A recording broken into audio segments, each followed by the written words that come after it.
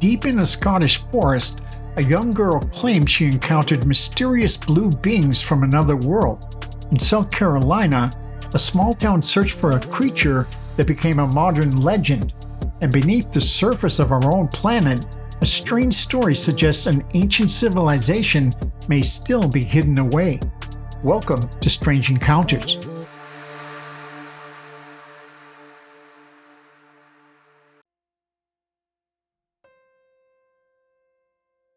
Deep in the Scottish countryside, surrounded by ancient forests and rolling farmland, lies the small village of Meigle in Perthshire. To most people, it's a quiet and peaceful place. But according to one remarkable account, hidden among the trees of Meigle Woods, a young girl experienced something that would stay with her for the rest of her life. She claimed she encountered strange beings with blue skin, entered a mysterious craft, and lost several hours of her life that she could never explain. Was it a genuine encounter with something not of this world? A strange childhood experience? Or a story that grew more mysterious as years passed? Tonight, we examine the strange case of the Meigle Woods UFO encounter. The village of Meigle sits in Perthshire, Scotland, an area known for its beautiful countryside, forests, farmlands, and centuries of history. In the 1970s, it was the kind of place where children could still spend entire afternoons exploring the outdoors. And according to the account later published by Scottish UFO researcher Ron Halliday, it was here that a young girl, identified only by the name Karen, would have an experience unlike anything she had ever known. Karen was around 10 years old when the first incident reportedly occurred. It was a normal day. She was outside with members of her family who were gathering berries in the countryside. At some point, Karen wandered away from the others and entered the nearby woods. At first, nothing seemed unusual, but as she moved deeper among the trees, she noticed something strange. The forest became completely silent. The sounds that normally fill a woodland, the birds, insects, and movement of animals, seemed to disappear. All she could hear were her own footsteps. Then she noticed something unusual in the sky, a strange, brilliant light. According to her later account, it appeared almost like a rainbow-colored glow. Drawn by curiosity, Karen continued into the woods, and that was when the encounter began. Inside the forest, Karen reportedly entered an area where she saw something she could not explain. Standing nearby were several small figures. She described them as being around the size of children, but they were not human. According to her account, the beings had an unusual blue-colored skin and large blue eyes. There were reportedly 4 of them. The creatures appeared to notice her presence, but before Karen could react, she experienced something that is commonly reported in many alleged close encounters. She found herself unable to move. Whether this was a physical paralysis, fear, or something else entirely, Karen later described being frozen in place. The strange beings approached her, and then, at some point, her memory becomes unclear. When Karen's memories returned, she was no longer simply standing in the woods. She believed she had been taken aboard some kind of craft. She described an unfamiliar environment with smooth surfaces and strange lighting. The interior reportedly did not look like anything she had ever seen. Unlike a traditional aircraft, there were no obvious controls or familiar technology. Instead, she remembered a strange, almost seamless environment. She was then subjected to what she described as an examination. The beings appeared to be studying her. In addition to the smaller blue creatures, Karen reportedly described seeing taller beings as well. These figures were very different. They were described as having unusual features, including elongated heads and a strange, almost insect-like appearance. Some later UFO researchers have compared these descriptions to reports of so-called mantis beings that appear in other alleged encounters. Eventually, the experience ended. Karen found herself back in the woods, but something was wrong. Time had passed, a significant amount of time. When Karen finally returned, her family had been searching for her. She had been missing for several hours. According to the account, Karen struggled to explain what happened. She was the child describing something impossible, a story involving strange lights, strange creatures, and a place that seemed to exist somewhere beyond ordinary reality. But the encounter did not end there. According to Ron Halliday's account, several years later, Karen experienced another unusual event. This occurred around 1978 when she was approximately 12 years old. The details of this second incident are less clear than the first. According to the story, Karen had a strange dream involving the beings she had previously encountered. Afterward, she reportedly experienced another encounter connected to the woods. She described unusual sensations, physical symptoms, and another interaction with the mysterious entities. Unlike the first encounter, however, this second event has been interpreted in different ways by later researchers. Some consider it a continuation of the original experience. Others have questioned whether it may have been a dream, memory, or something that became connected to the earlier event over time. So, where does this strange story come from? The Meigle Woods encounter was brought to wider public attention by Scottish UFO researcher Ron Halliday in his 1998 book, UFO Scotland: The Secret History of Scotland's UFO Phenomenon. Halliday spent many years collecting reports of unusual encounters throughout Scotland, including accounts that had received little public attention. He became one of Scotland's best-known UFO investigators and documented numerous cases during his career. The Meigle Woods story is one of those accounts. However, unlike some famous UFO cases, this one does not have a large collection of supporting evidence. There are no known photographs, no physical traces, no publicly available police investigation, and no independent witnesses who have come forward to confirm the encounter. Almost everything we know about the case comes from Halliday's reporting of Karen's story.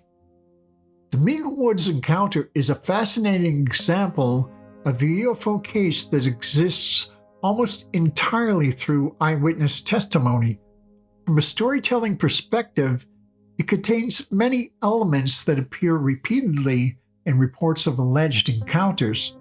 A strange light, a feeling of silence or isolation, unusual beings, a sense of paralysis, missing time, and memories of an experience that seem impossible to explain. These same themes appear in many other famous UFO and abduction accounts from around the world. But when we examine the evidence, the case becomes much more difficult to evaluate. Unlike cases such as the Decmont Law encounter in Scotland, which involved police involvement and physical evidence, Meigle Woods has no independent documentation that researchers can examine today. The identity of Karen has remained private, and Halliday's original interview notes or investigation files have not been made publicly available. That does not prove the story is false.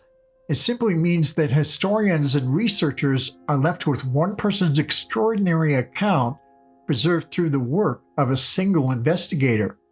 So, what really happened in Meigle Woods? Was a young girl truly taken aboard an unknown craft and introduced to beings unlike anything on Earth? Was it a powerful childhood experience that was interpreted through the lens of UFO culture? Or is there another explanation that remains hidden? The answer depends largely on what we are willing to believe.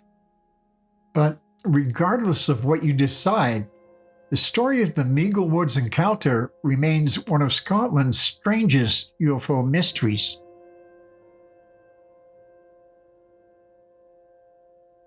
In the summer of 1988, something strange began happening near the small town of Bishopville, South Carolina.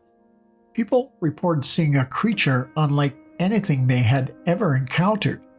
They described a tall figure with green, scaly skin, glowing red eyes, and clawed hands. Cars were found damaged near the edge of a swamp. Police investigated. Newspapers spread the story across the country, and within a matter of weeks, a quiet corner of South Carolina became home to one of America's most famous modern legends. This is the story of the Lizard Man of Scrape Ore Swamp. Scrape Ore Swamp is located near Bishopville in Lee County, South Carolina. In 1988, it was not the kind of place most people expected to become famous. It was a quiet rural area surrounded by woods, farmland, and wetlands. But during one summer, the area became the center of a mystery that attracted reporters, curious visitors, and monster hunters from across the country. The story began with a teenager named Christopher Davis. On the night of June 29, 1988, 17-year-old Davis was driving home after working a late shift at a local fast food restaurant. While traveling near Scrape Ore Swamp, his car developed a flat tire. Davis pulled over and got out to change it. According to his account, that was when he heard something moving nearby. At first, he thought it might be an animal. But as the sound grew closer, Davis said he saw something step out of the darkness. He described a creature standing around 7 feet tall. It had green, wet-looking skin, red eyes, and a body shape similar to a human. He said it had 3 fingers on each hand, ending in long claws. Davis later told investigators that the creature moved toward him, causing him to panic. He rushed back to his car and drove away, but according to his account, the creature followed him. Davis claimed it jumped onto the vehicle, damaging the roof and grabbing at the car before eventually falling away as he escaped. When he arrived home, he was shaken, and soon afterward, his story would become the beginning of something much larger. At first, the story might have remained just one strange encounter, but several weeks later, the Lee County Sheriff's Office began receiving reports of unusual damage to vehicles in the area. One of the first widely reported cases involved a vehicle near Browntown, close to Scrape Ore Swamp. The car was reportedly found with scratches and other damage. Some reports describe possible bite marks, footprints, and other signs that suggested something had been near the vehicle. Sheriff Liston Truesdale and his department investigated the reports. It was around this time that Davis came forward with his own encounter, telling authorities that he believed the damage was connected to the creature he had seen. As word spread, more reports began appearing. Several people claimed they had encountered a strange figure near the swamp. 2 men reported seeing a creature that chased them away from a spring. Others claimed they had seen something large moving through the area at night. One couple, Tom and Mary Way, reported that their vehicle had been damaged while they were near the swamp. With each new report, the legend grew. The creature became known as the Lizard Man. The story quickly moved beyond South Carolina. Newspapers across the country began covering the strange reports. Television crews arrived in Bishopville. curious visitors came searching for evidence of the creature. The small community suddenly found itself at the center of a national mystery.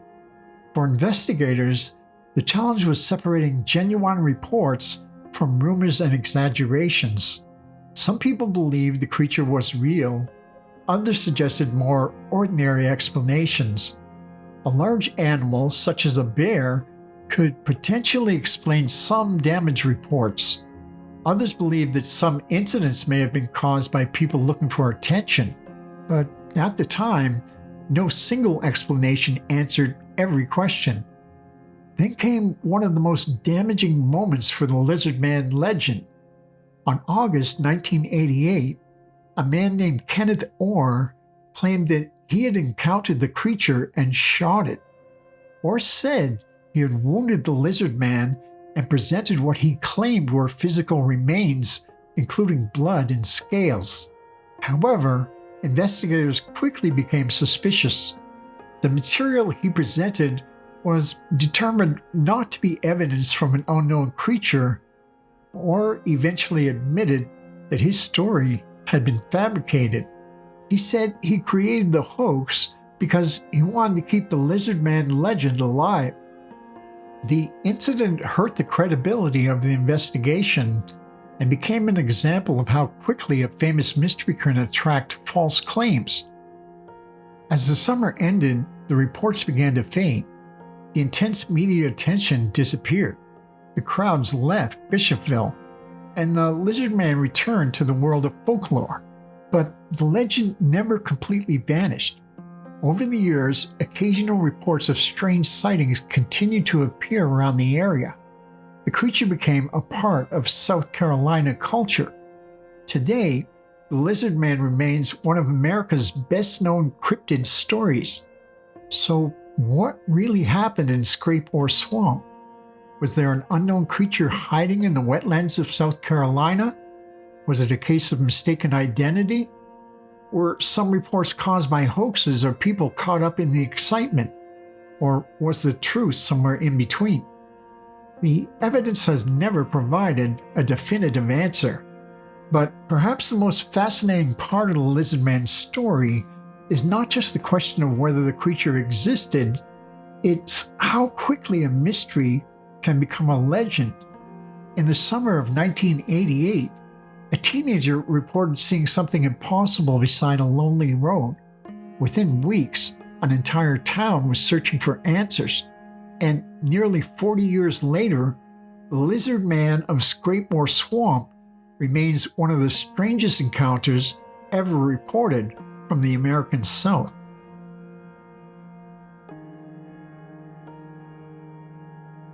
For thousands of years, humans have looked toward the unknown and wondered if we are truly alone. But when we ask that question, we usually look upward. We search the stars. We listen for signals from distant worlds. We imagine visitors arriving from somewhere beyond our planet. But what if the greatest mystery is not somewhere out in space? What if it's hidden here on Earth, beneath our feet? Throughout history, cultures around the world have told stories of ancient beings connected with hidden knowledge, underground realms, and forgotten civilizations. Stories of serpent-like creatures, stories of beings who existed before humanity, stories of civilizations that disappeared, leaving behind only fragments of memory. To most people, these are simply myths.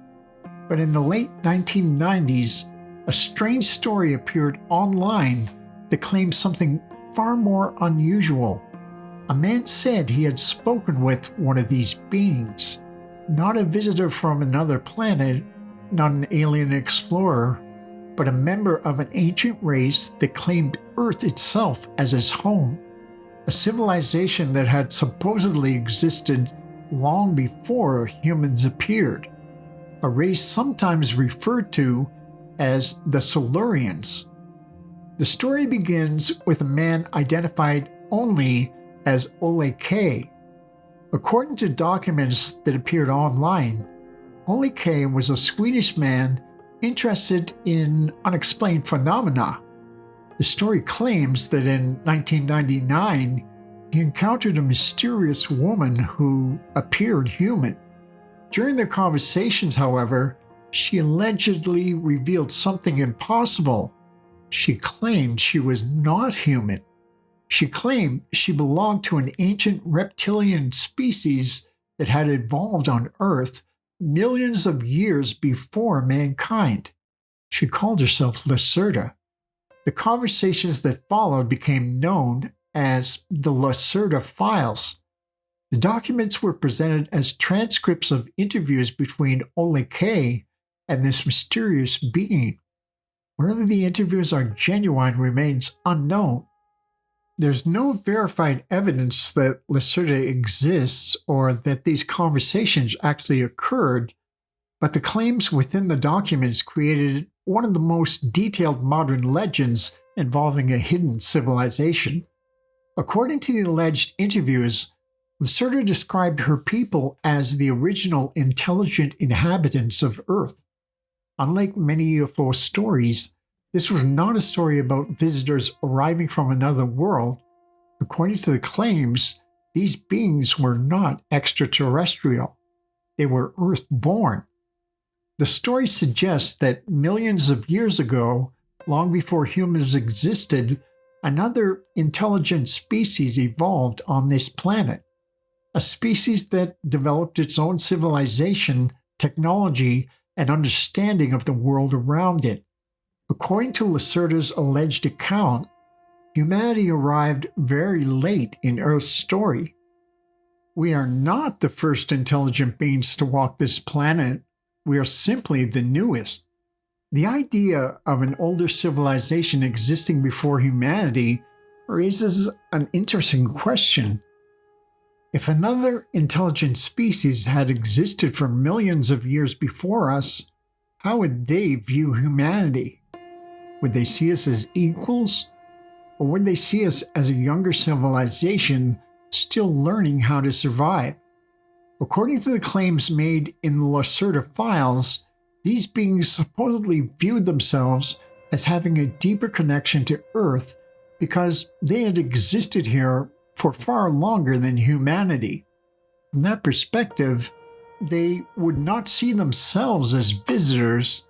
They would see themselves as the original inhabitants. And that creates a fascinating philosophical question. If an older and more advanced civilization existed, would they see it as their responsibility to guide younger species? Or would that become an attempt to control the development of another intelligent life form? This same question appears throughout human history. Ancient stories often describe powerful beings who possessed knowledge beyond human understanding. Some were teachers, some were guardians, and some were feared as rulers. According to the Lacerda Files, the reptilian civilization supposedly survived by retreating underground. The story describes hidden cities beneath the surface, protected from the changes that affected the world above. At first, this may sound impossible, but the idea of lost worlds beneath the earth has fascinated humans for centuries. Ancient myths and legends from around the world contain stories of hidden realms. The Greek underworld, the Buddhist and Hindu stories of underground realms connected with the Nagas, the legendary kingdom of Agartha, the hidden city of Shambhala. While these traditions are very different from one another, they share a common theme: the belief that another world may exist beyond our normal perception. The idea of serpent-like beings is also much older than modern reptilian stories. Across many cultures, snakes and serpent beings appear as symbols of knowledge, transformation, and mystery. In Hindu and Buddhist traditions, the Nagas are powerful serpent beings associated with hidden realms and ancient wisdom. In Mesoamerican mythology, Quetzalcoatl was a feathered serpent connected with creation and knowledge. In ancient Egypt, Serpents represented both danger and protection. The question is not whether these traditions describe the same beings. There's no evidence that they do. But it is interesting that humanity has repeatedly imagined intelligent serpent-like beings connected with hidden knowledge. Another fascinating part of this mystery involves the idea of lost civilizations. Human civilization has always been closely connected with water. The earliest known civilizations developed near rivers and coastlines. Water provided food, transportation, trade routes, fertile land, but water also changes the landscape. During the end of the last ice age, rising sea levels dramatically changed the world's coastlines. Areas that were once dry land are now beneath the ocean. Ancient settlements have been discovered underwater, showing that human landscapes can disappear beneath the waves. This raises an interesting question. If an advanced civilization had existed thousands or even millions of years ago, how much evidence could have been lost? How much could now be hidden beneath the oceans? This connects with another ancient mystery, the worldwide stories of catastrophic floods. One of the oldest surviving stories is found in the Epic of Gilgamesh. In that ancient Mesopotamian tale, a man named Unapishtim is warned of a coming flood and instructed to preserve life by building a vessel. Thousands of years later, the biblical story of Noah would contain many similar elements. Flood traditions appear in cultures around the world. The details vary, the causes differ, but the theme remains: a great disaster, a lost world, a small number of survivors carrying knowledge into a new age. Whether these stories represent memories of real ancient disasters, symbolic myths, or a combination of both remains debated. But they reveal something important. Humans have always remembered moments when the world changed forever. Could an advanced civilization have existed before humanity?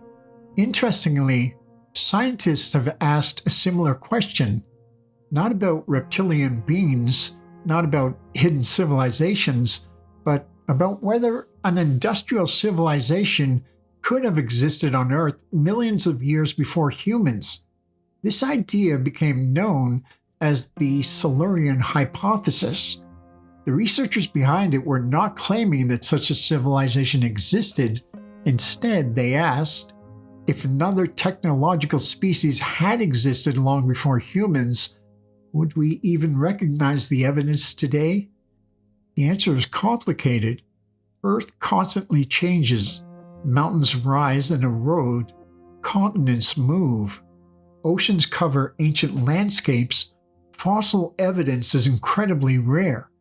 A civilization millions of years older than humanity could potentially leave behind very little recognizable evidence. However, no evidence has been found showing that such a civilization ever existed. So, where does that leave the mystery of the Silurians? The alleged Lacerda files remain exactly that, an allegation, a story that has never been verified. There's no scientific evidence that a hidden reptilian civilization exists beneath the Earth. There's no confirmed evidence that another intelligent species lived here before humanity. But the reason these stories continue to capture our imagination may be because they touch on something much larger. The possibility that our understanding of Earth's history is incomplete because the Earth is ancient, far older than humanity, and beneath our oceans, beneath layers of rock, and within forgotten chapters of geological history, there may still be mysteries waiting to be discovered. Perhaps the Silurian legend is simply a modern myth built from ancient fears and dreams, or perhaps it represents humanity's enduring curiosity about the unknown, the desire to ask one of the oldest questions of all: what came before us, and what secrets might still be waiting beneath our feet? Whether these encounters were glimpses of something unknown, misunderstood events, or legends that grew over time, they continue to capture our imagination. You can help support the channel by liking and subscribing, which makes a big difference. Thank you for joining me, and I'll see you in the next episode of Strange Encounters.